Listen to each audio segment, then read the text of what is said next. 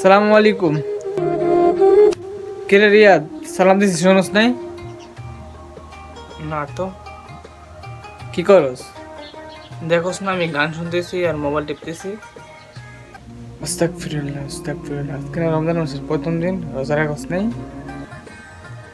জানি না তো আমি। ভাই আমি রোজা রাখতে পারি না, এসব আমার দ্বারা সম্ভব না। এসব রমজান মাস আসুক বা না আসুক, নামাজ রোজা এসব আমার দ্বারা সম্ভব না। এসব আমি পারি না। আমি শুধু পারি মোবাইল টিপতে, খাইতে, ঘুরতে ফিরতে। দেখ ভাই, বছরে একবার আসে রমজান মাস। এই মাসটি হলো গুনাহ মাফের মাস। ভাই তওবা কর, আজ থেকে 5 ওয়াক্ত নামাজ পড়িস, রোজা করে রাখিস। ভাই আমি তো জানি না। ইনশাল্লাহ কাল থেকে 5 ওয়াক্ত নামাজ পড়বো, 30টা রোজা রাখার চেষ্টা করব।